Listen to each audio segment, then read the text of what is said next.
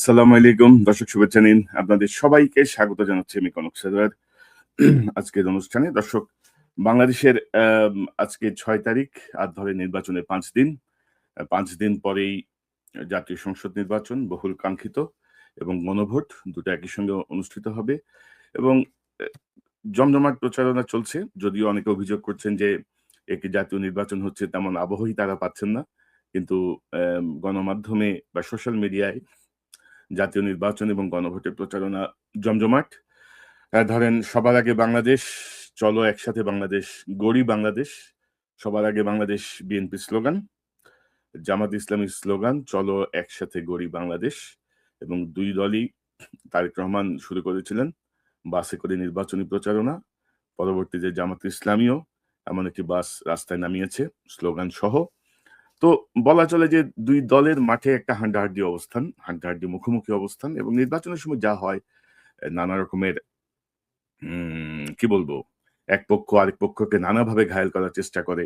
এগুলো চলছে, এগুলো খুব স্বাভাবিক বিষয়। কিন্তু তার বাইরেও ২-১ টা বিষয় আছে যে জায়গাগুলোয় আমি মনে করি আমাদের সেনাবাহিনী, আমাদের আনসার বাহিনী, আমাদের পুলিশ, প্রশাসন, নির্বাচন কমিশন এদেরকে একটু মনোযোগ আকর্ষণ করতে চাই যে অতীতের কোনো খেলা এবার আসলে চলবে না।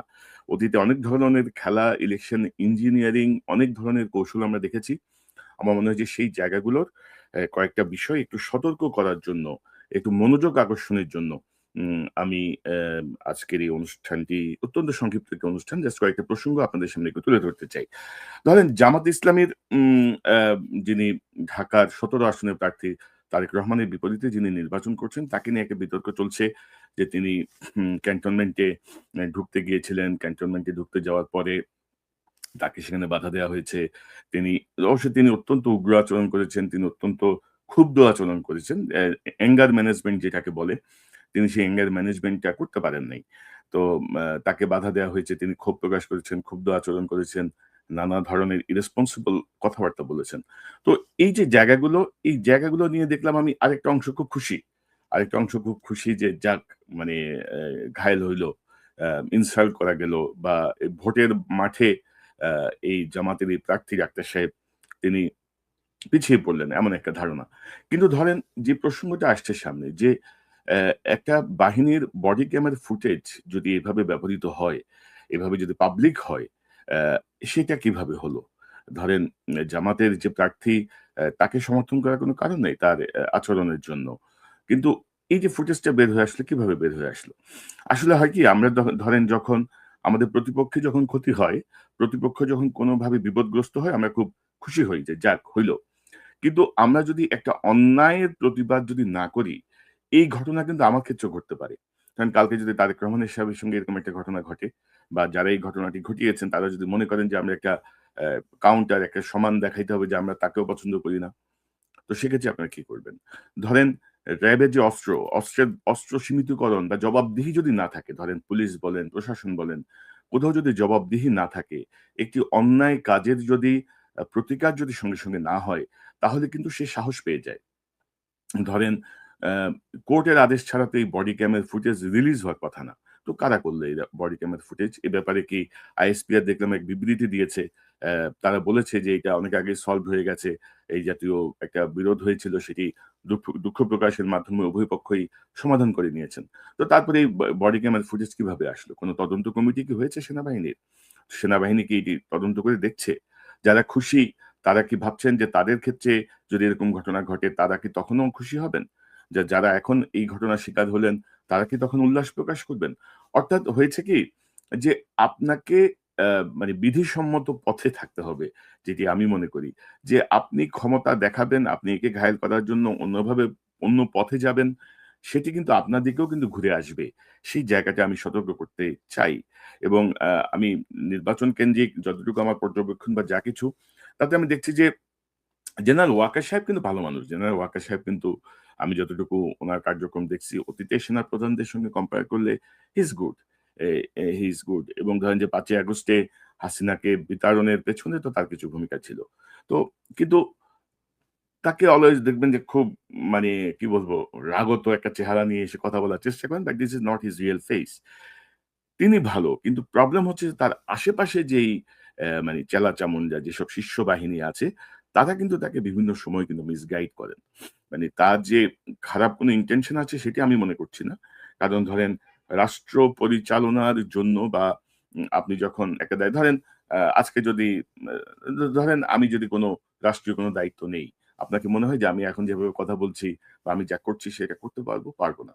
তখন রাষ্ট্রীয় আইন, প্রটোকল, পার্শ্ববর্তী রাষ্ট্রের সাথে সম্পর্ক, ইন্টারন্যাশনাল পলিটিক্স অনেক কিছু মাথায় রেখে আসলে সিদ্ধান্ত নিতে হবে। তো সেই জায়গাটায় ওয়াকার সাহেবকে আমার মনে হয় যে উনার আশেপাশের যাদের দ্বারা তিনি পরিচালিত হন, অনেকেই হয়তো তাকে উম বিপথে পরিচালিত করছেন। এবং লক্ষ্য রাখবেন যে সকল কিছুর দায় কিন্তু ultimately head of the institution এর, হেড অফ দ্যা স্টেটের সকল দায়। যেমন বলা হয় যে রাষ্ট্রে যদি একজন নাগরিকও না খেয়ে মারা যায়, দায় কিন্তু প্রধানমন্ত্রীর, রাষ্ট্রপতির। তো সেই জায়গাটায় আমার মনে হয় যে ওয়াকার সাহেব নির্বাচন কেন্দ্রিক আমার মনে হয় না সেনাবাহিনীর পক্ষ থেকে কোনো ইঞ্জিনিয়ারিং এর পরিকল্পনা আছে। এখন পর্যন্ত ক্লিয়ার না। কিছু, কিছু জায়গায় বিতর্কিত মানুষকে বসানো হয়েছে। কিছু, কিছু জায়গায় বিতর্কিত লোকজন যারা অতীতের ২-৩ টা নির্বাচনের অভিজ্ঞতা রাখেন, এমন কিছু ব্যক্তি চান্সে ঢুকে গেছেন। আমার মনে হয় যে সেই জায়গাটা আরেকটু স্ক্রিনিং করা প্রয়োজন। But overall I am happy with General Walker. তবে এই যে ধরেন জামাতের প্রার্থীকে নিয়ে জাহাঙ্গীর গেটে যে ঘটনাটা ঘটলো আমি মনে করি একটা নিরপেক্ষ তদন্তের মাধ্যমে অত্যন্ত দ্রুত কারণ এটা বাইর করার জন্য অত কঠিন লম্বা তদন্তেরও কিছু নাই। এটা খুব ইজিলি এটা নিশ্চয়ই এমন কেউ বের করেছেন যে যার সেই অ্যাক্সেস আছে, যার সেই পাসওয়ার্ড ভ্যালিডেট করা আছে সেই সার্ভারে সেখান থেকে এটি ডাউনলোড হয়েছে। তো কে ডাউনলোড করেছে, কেন ডাউনলোড করেছে?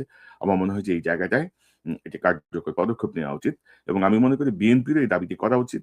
কারণ না হলে দেখেন উদ্ধত অস্ত্র যদি আপনি প্রতিবাদ না করেন, উদ্ধত অস্ত্র যদি আপনি accountability এর আওতায় না আনেন, এটি যেকোনো সময় যেকোনো কারো দিকে ঘুরে যেতে পারে। সো বর্তমান সময়ে এই ভিডিও ফুটেজ, অডিও ফুটেজ এগুলো কিন্তু অসম্ভব ভয়ংকর রকমের অস্ত্র। তো সেই জায়গাটায় আমি বলব যে একটা সু দ্রুত একটা তদন্ত করা হোক। পাশাপাশি এবারে আলোচিত একটা বিষয় আমি আগেও বলেছি, আ আগেও একটা অনুষ্ঠান করেছিলাম সংক্ষিপ্তভাবে যে এক্স এ জামাতের আমিরের যেই বক্তব্যটা এসেছে সেই বক্তব্যকে কেন্দ্র করে ধরেন এটা জামাত অবশ্য ১ম এ ভুল বলেছে যে এটি হ্যাক হয়েছে। আসলে এটি হ্যাক হয়নি। এটি ডিভাইস কন্ট্রোল হয়েছে। এবং এটা নিয়ে ধরেন বিএনপির একটা উল্লাস আমরা দেখলাম। তো আমার মনে হয় যে এতটা উল্লাস প্রকাশ করা বোধহয় তাদের ঠিক হয়নি। তারা বিষয়টাকে আরো রাজনৈতিকভাবে মোকাবেলা করলে বোধহয় ভালো হতো। এবং সবচেয়ে বড় কথা হচ্ছে যে একমাত্র মাথা খারাপ যদি না হয় বা একেবারে যদি কোন জাতীয় দ্রব্য গ্রহণ করে যদি কেউ এই জাতীয় স্ট্যাটাস যদি না লিখে, তাহলে কোন পক্ষেই নির্বাচনের ১২-১৪ দিন আগে এই জাতীয় মন্তব্য করা একটি দলের প্রধানের পক্ষে কখনোই সম্ভব না আরকি। সো এখানে ৩য় কোন পক্ষ যেভাবেই হোক, ৩য় কোন পক্ষ হয় সেটা জামাতের ভেতরের পক্ষ অথবা বাইরের পক্ষ অথবা যেভাবেই হোক এরকম একটা ঘটনা ঘটেছে। তবে ইন্টারেস্টিং বিষয় হচ্ছে বর্তমান যারা ভোটার, ধরেন জামাতের একটা ভোট ব্যাংক আছে, বিএনপির একটা ভোট ব্যাংক আছে। এই ভোট ব্যাংক কনফার্ম তাদের কাছে যাচ্ছে। তবে জয়-পরাজয় বা আ নির্ধারিত হয় কিন্তু ফ্লোটিং ভোটার অর্থাৎ নতুন যে ভোটার। এখন ধরেন যে ছেলেটা বা যে মেয়েটার জন্ম ২০০০ সালে, ২০০১ সালে তার বয়স এখন কিন্তু ২৫-২৬। সো এই তার বুঝ হওয়ার পর থেকে ধরেন ২০০৯ থেকে তার ৯-১০ বছর থেকে সে হাসিনার যে শাসন দেখেছে এবং তার কাছে যে পর্যবেক্ষণ আছে সেই পর্যবেক্ষণেরই ভিত্তিতেই এবারে নির্বাচনের ফলাফল নির্ধারিত হবে। সো আপনারা পারস্পরিক কাদা ছোড়াছুড়ি করে, কামড়াকামড়ি করে আমার মনে হয় না খুব লাভ হবে। আপনাদের যে ভোট ব্যাংক, সেই ভোট ব্যাংকের জায়গায় আছে। কিন্তু ভোট নির্ধারিত হবে নতুন যেই ৪ কোটি, ৪.৫ কোটি যে নতুন ভোটার তাদের মাধ্যমে এবং পুরাতন ভোটারদের মধ্যে অনেকেই যারা ভোট দিতে পারে নাই, তাদের মাধ্যমে যে কার্যক্রমগুলো এখন চলছে সেই জায়গাটায়। এবং গত কয়েকদিন ধরে আমি দুর্ভাগ্যজনকভাবে দেখছি যে বাংলাদেশের মিডিয়ায় ধরেন আমরা তো আসলে কোনো ফ্যাসিস্ট আমরা নিয়ন্ত্রণ করতে পারি নাই। তো মিডিয়ার ফ্যাসিস্টরা কিন্তু বহাল তবিয়তে আছে। তারা রং পাল্টিয়েছে, আবার সরঙে ফেরত আসছে। এবং আপনি যদি দেখেন যে একটা হায় রব যে আওয়ামী লীগের এই ২৮% ভোটের কি হবে? আওয়ামী লীগের আরো ২৮% ভোট আছে কিনা সেটি প্রশ্ন সাপেক্ষ। এবং সবার মাথায় ব্যথা যে ২৮% ভোটের কি হবে? আমার মনে হয় যে আওয়ামী লীগের যে গণহত্যা, আওয়ামী লীগ যে নিপীড়ন এবং হাসিনার সর্বশেষ যে পালিয়ে যাওয়া, এই পালিয়ে যাওয়ায় আওয়ামী লীগের যদি ২৮% ভোটও থেকে থাকে, তাহলে সেই ভোট ৫% এ নেমে আসছে। কারণ আওয়ামী লীগের মধ্যে বহু সেন্সিবল মানুষ আছেন, আওয়ামী লীগের মধ্যে বহু বিবেকবান মানুষ আছেন। তারা হয়তো মুক্তিযুদ্ধ বা শেখ মুজিবের কল্যাণে কারণে আওয়ামী লীগকে সমর্থন করেন। কিন্তু তার কন্যার যেই আ পৈশাচিক ভূমিকা, সেই ভূমিকায় অনেকেই আসলে আওয়ামী লীগ থেকে সরে গেছেন বা তাদের সমর্থন প্রত্যাহার করেছেন। তো এটা নিয়ে একটা কান্নাকাটি চলছে। প্রার্থীদের মধ্যে আওয়ামী লীগের আ কি বলবো সহানুভূতি পাওয়ার একটা চেষ্টা চলছে। তো সব মিলিয়ে ভোটের মাঠে আমি বলব যে একটা জগাখিচুড়ি অবস্থা। তবে এবারে নির্বাচনে ধরেন হুম, সেনাবাহিনীর পরে সবচেয়ে গুরুত্বপূর্ণ ভূমিকায় থাকবে হচ্ছে পুলিশ। আমি বলব সেনাবাহিনীর চেয়েও সবচেয়ে বড় গুরুত্বপূর্ণ ভূমিকায় থাকবে পুলিশ না, আনসার বাহিনী। এবং আনসার বাহিনী কিন্তু যুগ, যুগ ধরে সকল নির্বাচনে ভোট কেন্দ্র পাহারা এবং ব্যালট বাক্স পাহারার দায়িত্বে থাকেন এবং তারা গুরুত্বপূর্ণ দায়িত্ব পালন করেন। তো সেই জায়গাটায় পুলিশ কিন্তু এখনো ইনঅ্যাক্টিভ। পুলিশের কিন্তু তেমন তৎপরতা বা তেমন কার্যক্রম এখনো চোখে পড়ছে না। তো আনসার বাহিনীর জায়গাটায় আমাদেরকে আরেকটু মনোযোগী হতে হবে। আমি গতকাল একটা পোস্ট দিয়েছিলাম। গতকাল রাতে আমার Facebook এ একটা পোস্ট দিয়েছিলাম। আমি যদি আপনাদেরকে দেখাই যে নতুন ধরনের ইলেকশন ইঞ্জিনিয়ারিং এর পরিকল্পনা করছে আনসার ভিডিপির মহাপরিচালক। কারণ আপনারা জানেন যে সকল কিছুর দায় কিন্তু দলের প্রধানের উপর যায়। তিনি কিভাবে কি করবেন? ধরেন এখানে তারা নতুন ধরনের একটা সফটওয়্যার ইন্ট্রোডিউস করেছেন এবং এই যে আনসার ভিডিপির যিনি মহাপরিচালক মেজর জেনারেল আব্দুল মোতালেব সাজ্জাদ মাহমুদ তিনি দায়িত্ব নিয়েছেন গত বছরের ২৪ এর ১২ই অগাস্ট এবং তারা এখানে নতুন ধরনের একটা সফটওয়্যার ইন্ট্রোডিউস করেছেন। নতুন না, এটা আগেও ছিল বাট এবার তারা সফটওয়্যারের মাধ্যমে আহ্বান জানাচ্ছেন যারা দায়িত্ব পালন করতে চান নির্বাচনের তাদেরকে তারা সেখান থেকে তারা বিভিন্ন জায়গায় পোস্টিং করছেন। তো সবকিছু মিলিয়ে আনসারের একজন ঊর্ধ্বতনের সঙ্গে আমার কথা হয়েছে। তারা একটা ব্যাখ্যা দিয়েছেন। তারা বলেছেন যে তারা এই আওয়ামী দোসরদের ব্যাপারে খুব সতর্ক আছেন। আপনারা জানেন যে আ ২০০০ উম আ ২৪ এর ২৫ শে আগস্ট আনসার বিদ্রোহের চেষ্টা হয়েছিল এবং সেখানে প্রচুর ছাত্রলীগকে পাওয়া গেছে আনসারের পোশাকে এবং সেটি কিন্তু অনেকটা ফ্রিজিং স্টেজে আছে। ওইটা নিয়ে কিন্তু আর কোন অগ্রগতি হয় নাই। ধরেন আ কি বলবো? ধরেন এই অপদার্থ যে ইউনূস সরকার, সেই ইউনূস সরকার কিন্তু ওইটা নিয়েও কিছু করতে পারেনি। ওইটাকে ফ্রিজ করে রেখে দিছে।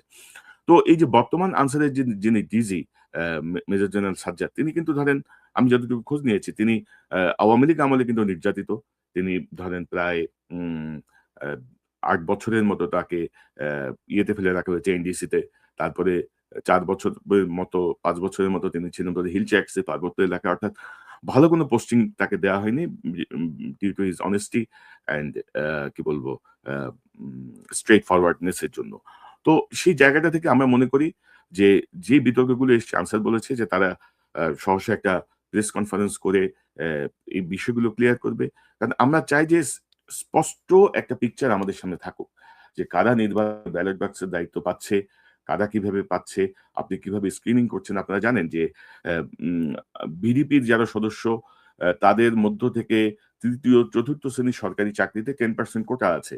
এই কোটার কারণে এই কোটার সুবিধা দেওয়ার জন্য আওয়ামী লীগ কিন্তু সেই আমলে তাদের আমলে অসংখ্য আ আওয়ামীপন্থী ছাত্রলীগ, যুবলীগ বিভিন্ন পর্যায়ে যারা গ্রামের অশিক্ষিত লেখাপড়া করে নাই এমন শ্রেণীর অর্থাৎ বিডিবির জন্য যারা উপযুক্ত সুযোগ আছে বিডিবিতে জয়েন করা তাদেরকে বিডিবিতে নিয়ে তাদেরকে এই অপরচুনিটি ওপেন করে দিয়েছে। সো আমরা চাই না নির্বাচনে কোনো অনাকাঙ্ক্ষিত পরিবেশ তৈরি হোক এবং দায় পড়ুক আনসার বাহিনীর উপরে। আনসার বাহিনী কিন্তু অত্যন্ত গুরুত্বপূর্ণ ভূমিকা পালন করে বিভিন্ন সময় রাষ্ট্রীয় বিভিন্ন জায়গায়। তো সেই জায়গাটায় আমার মনে হয় যে আনসারের একটি সুনির্দিষ্ট ব্যাখ্যা দেওয়া উচিত এবং আনসারের পক্ষ থেকে স্পষ্ট করা উচিত যে নির্বাচন কেন্দ্রিক এই ফ্যাসিবাদের দোসররা যেন কোনোভাবে আনসার বিডিপির পোশাকের আড়ালে ভেতরে ঢুকে কোনো ধরনের প্রশ্নবিদ্ধ করতে না পারে নির্বাচন, সেই জায়গাটা তারা আমি মনে করি স্পষ্ট করবেন।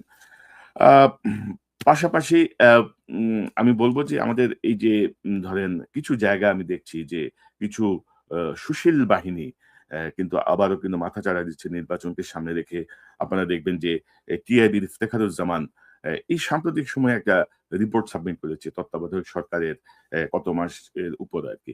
তো নরমালি ধরেন জরিপগুলো হয় ১০০ দিনের, ৬ মাসের, ১ বছরের। তারা দেখলাম ১৪ না ১৫ মাসের হিসাব করে কি একটা গবেষণা প্রতিবেদন উপস্থাপন করেছে। এগুলো সব ইনটেনশনাল। মানে ইফতেখারুজ্জামান তো দীর্ঘদিন আওয়ামী লীগের পারপাস সার্ভ করছে। সে এখনো কিন্তু আবার নতুন খেলা তারা শুরু করছে এবং এতে তার সঙ্গী হচ্ছে ডেইলি স্টার এবং প্রথম আলো। এবং আপনারা জানেন যে সাম্প্রতিক সময়ে মাহমুদুর রহমান যখন বলেছেন যে তারেক রহমান সাহেব দীর্ঘদিন দেশের বাইরে ছিলেন, তার কাছে অনেক ইনফরমেশন ধরেন ফিজিক্যাল প্রেজেন্স এ যেভাবে থাকে সেভাবে তো ছিল না। এটা নিয়ে অনেক সমালোচনা হয়েছে। কিন্তু এখন দেখা যাচ্ছে তারেক রহমান সাহেব যাদেরকে ওয়েলকাম করেছেন, তার উদারতা দেখিয়েছেন, তারা কিন্তু ভেতরে কিন্তু তাদের জাল কাটা শুরু করেছে। পাশাপাশি আমি যদি আপনাদেরকে দেখাই যে আল জাজিরা একটা রিপোর্ট করেছে সাম্প্রতিক সময়ে। আ সেখানে হচ্ছে নির্বাচনকে সামনে রেখে বাংলাদেশের সংখ্যালঘুরা আতঙ্কিত এমন একটা রিপোর্ট তারা করেছে। এবং deeply insecure why Bangladeshi minorities are scared ahead of elections এটি হচ্ছে আল জাজিরার শিরোনাম এবং সেখানে কিন্তু ইন্টারভিউ আছে মাহফুজুর রহমানের এবং রিপোর্টটা যদি আপনারা পড়েন যে ৫ই আগস্ট হাসিনা পালিয়ে যাওয়ার পরে কিছু ঘটনা ঘটেছে। এটা সরকারও অস্বীকার করছে না, আমরাও অস্বীকার করছি না। এবং সেটা কিন্তু ধরেন হিন্দু-মুসলমান সংঘাত না। ধরেন যেই আওয়ামী লীগের সমর্থক হিন্দু ব্যক্তিটি অ্যা ১৫ বছর দাপট দেখিয়েছে এলাকায়, তার প্রতি মানুষের যে ক্ষোভ এটি তার বহিঃপ্রকাশ। যেমন ধরেন আমার সাথে যদি কামালের একটা মারামারি হয় সেটা হচ্ছে মারামারি। আমার সাথে রমেশের যদি একটা মারামারি হয় সেটাকে ফ্লেভার দেওয়ার চেষ্টা হবে হিন্দু-মুসলমানের মারামারি। তো আমার মনে হয় যে এই জায়গাটায় আল জাজিরা, প্রথম আলো, ডেইলি স্টার মিলে আরেকটা সিনারিও তৈরি করার চেষ্টা করছে। কারণ বাংলাদেশে হাসিনা তার পুরো আমলটাই চেষ্টা করেছে বাংলাদেশকে একটা জঙ্গি রাষ্ট্র বানানোর চেষ্টা করেছে। হাসিনা তার পুরা সময়টাই চেষ্টা করেছে বাংলাদেশের যে অসাম্প্রদায়িক যে ক্যারেক্টার, সেই ক্যারেক্টারটাকে নষ্ট করার জন্য এবং বিভিন্ন সময়ে পূজা মণ্ডপে হামলা, ব্রাহ্মণবাড়িয়ার নাসিরনগরে হামলা সহ বেশ কিছু ঘটনায় আমরা দেখেছি আওয়ামী লীগের নেতাকর্মীদের যে ইনভলভমেন্ট ছিল সেটি ছিল অত্যন্ত দুঃখজনক এবং হতাশাজনক। এবং যেটি বলা হয় যে ২০০১ সালে বিএনপি ক্ষমতায় আসার পরে মাইনরিটির উপরে যে নির্যাতন হয়েছে, হাসিনা গত তার যে ১৫-১৬ বছরের যে রেজিম, সেই রেজিমে কিন্তু এই অংশটা টাচই করে নাই। কারণ ওই অংশটা টাচ করলে দেখা যাবে যে এই ঘটনার সঙ্গে তাদেরই লোকজন জড়িত। অর্থাৎ নিজের নাক কেটে অপরের যাত্রাভঙ্গের যেই ঘৃণ্য রাজনীতি, সেই রাজনীতিতে কিন্তু আওয়ামী লীগ কিন্তু সেরা। তো সেই জায়গাটায় আমি বলব যে অনেক মহল, অনেক জায়গা থেকে নির্বাচনের পরিবেশকে অ্যা ক্ষতিগ্রস্ত করার, নির্বাচনকে প্রশ্নবিদ্ধ করার এক ধরনের উদ্যোগ নিয়ে মাঠে নেমেছেন। আমি সবাইকে সতর্ক করব, সাধারণ ভোটার যারা আছেন, দয়া করে আপনারা ভোট কেন্দ্রে যান। আপনারা আপনাদের ভোটাধিকার প্রয়োগ করুন। সাহসিকতার সঙ্গে ভোটাধিকার প্রয়োগ করুন। এটি আপনার অধিকার। এই অধিকার কেড়ে নেয়া হয়েছিল এবং সেই অধিকার ফিরে পেতে আপনাদেরকে সাহসী ভূমিকায় নেমে আপনাদের মতো করে আপনারা যাকে মনে করেন তাকে নির্বাচিত করুন। এবং আমরা বলব যে এবারের নির্বাচনে জুলাই বিপ্লবের চেতনাকে আমাদের মাথায় রাখতে হবে। আমরা কোনো দুর্বৃত্তকে আমাদের সংসদে আনতে চাই না। সবার আগে বাংলাদেশ এবং চলো সবাই মিলে বাংলাদেশ গড়ি। এই দুটো স্লোগান কিন্তু খুব পাশাপাশি। খুবই কাছাকাছি। এই প্রধান দুটি দলের এই যে ২ স্লোগান, এই স্লোগান বিশ্লেষণ করলে আমরা বুঝব যে আমাদের মহান জাতীয় সংসদে আগামীতে আমরা কাদের প্রতিনিধিত্ব চাই, কাদেরকে আমরা বসাতে চাই, কাদেরকে বসালে সবার আগে বাংলাদেশ বা চলো সবাই মিলে বাংলাদেশ গড়ির এই যে স্লোগান, এই স্লোগানগুলো কার্যকর হবে। তো সেই জায়গাটায় আমি দলমত নির্বিশেষে সকল ভোটারের কাছে, সাধারণ ভোটারের কাছে আবেদন, আপনারা দয়া করে আপনাদের বিবেক বুদ্ধি প্রয়োগ করে আপনারা নির্বাচনে ভোট দিন। বেহেশতের আশায় ভোট দিবেন না। টাকা পেয়েও ভোট দিবেন না। বেহেশত না পাওয়ার আশায়ও ভোট দিবেন না। ভোট দিবেন শুধুমাত্র আমাদের একটি স্বনির্ভর সুন্দর বাংলাদেশ গড়ার যে স্বপ্ন ৫৪ বছর আগে মহান মুক্তিযুদ্ধের মাধ্যমে আমাদের বাংলাদেশের মানুষ দেখেছিল, সেই স্বপ্নকে আমরা যেন বাস্তবায়নের পথে নিয়ে যেতে পারি। আজ যেন ফ্যাসিবাদ যেন আমাদের মাথার উপর চড়ে না বসে। আজ যেন কোনো লুটেরা বাহিনী আমাদেরকে লুট করতে না পারে। সেই জায়গাটা মাথায় রেখে আমি মনে করি আপনারা সবাই ভোট দেবেন এবং আমরা একটি আ যথাযথ আ উম সরকার গঠন করতে পারবো এবং ইন্টারেস্টিংলি ধরেন আমি কিন্তু আ স্ট্রেইট আমার কোনো অবস্থান কিন্তু নাই। কোনো দলের প্রতি নাই। আমি চাই যে আ নির্বাচনে যোগ্য ব্যক্তিরা জয়ী হয়ে আসুক। যিনি সরকার গঠন করবেন মানে সরকার গঠন কি? ধরেন সরকার মন্ত্রিসভা দেখলেই বুঝে দেয়া যাবে যে আসলে এই সরকার কতটুকু কি করতে পারবে। যেমন ডক্টর ইউনূস আ মন্ত্রিসভা গঠনের পরে, উপদেষ্টা পরিষদ গঠনের পরে আমি একটা অনুষ্ঠান করেছিলাম যে কিং কর্তব্যবিমূঢ় ডক্টর ইউনূস। অর্থাৎ তখনই বোঝা যায় যে আসলে কে কি করতে পারবে, কার আন্তরিকতা কতটুকু, কে কতটুকু কি ভাবছে, কতটুকু পরিবর্তন হয়েছে আমাদের রাজনৈতিক মানসিকতায়, আমাদের ব্যক্তি মানসিকতায়। তো দর্শক, আর মাত্র ৫ দিন। ৫ দিন পরেই আপনাদের উপর গুরু দায়িত্ব এবং আ নির্বাচন কেন্দ্রিক কোথাও যদি আপনাদের কাছে যদি কোন তথ্য আসে, কোন বিষয় নিয়ে যদি আপনারা জানাতে চান, দয়া করে আমার এই ইমেইল অ্যাড্রেস kanoksaronnews@gmail.com সেই ঠিকানায় যদি আপনারা পাঠান, আমি চেষ্টা করব সে বিষয়গুলো সামনে আনার জন্য, সরকারের কাছে তুলে ধরার জন্য, নির্বাচন কমিশনের কাছে তুলে ধরার জন্য এবং দেশের জনগণের কাছে তুলে ধরার জন্য। kanoksaronnews@gmail.com অর্থাৎ আমার চ্যানেলের নাম @gmail.com এই ঠিকানায় আপনারা যদি আমাকে ইমেইল করেন, নিশ্চয়ই আ আমি সেই ব্যাপারে আ যথাযথভাবে তুলে ধরার চেষ্টা করব। নির্বাচন কেন্দ্রিক অনেক ধরনের কাদা ছোড়াছুড়ি হয়। অনেক ধরনের আ কি বলবো? এক পক্ষ আরেক পক্ষকে ঘায়েল করার চেষ্টা করে। তবে সেটি যেন ব্যক্তিগত পর্যায় পর্যন্ত না যায় এবং আ আমার যতটুকু পর্যবেক্ষণ এখন পর্যন্ত, তাতে আমার মনে হচ্ছে যেন একটা ঝুলন্ত পার্লামেন্ট হবে বা একটা জোট সরকার ক্ষমতায় আসবে।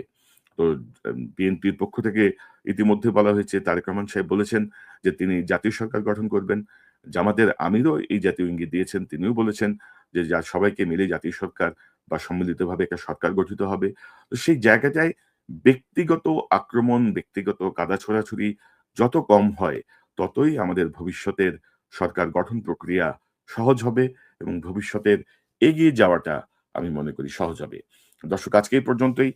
আরো বেশ কিছু গুরুত্বপূর্ণ বিষয় আছে। এগুলো নির্বাচনের আগ পর্যন্ত আনবো এবং আমি ইতিমধ্যে আম বিএনপির চেয়ারম্যান জনাব তারেক রহমান এবং জামাতের আমির ডাক্তার শফিকুর রহমান দুজনকেই আমন্ত্রণ জানিয়েছি নির্বাচনের আগে সর্বশেষ অ্যা কিছু বিষয় নিয়ে তাদের সঙ্গে কথা বলার।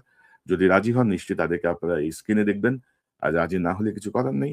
আমার জায়গা থেকে আমি অনুরোধ করেছি, যদি রাখেন ভালো এবং এর বাইরেও আরো কিছু গুরুত্বপূর্ণ বিষয় হয়তো সামনে নিয়ে আসবো, যেটি আপনাদেরকে নির্বাচনে আপনাদের ভোটাধিকার প্রয়োগে, আপনাদের সিদ্ধান্ত গ্রহণে সহায়তা করবে। দর্শক, এই চ্যানেলটি সাবস্ক্রাইব করে আমাদের পাশে থাকুন। এই চ্যানেলের মেম্বারশিপ নিয়ে আমাদের পাশে থাকুন। আবারও দেখা হবে ইনশাআল্লাহ। আসসালামু আলাইকুম।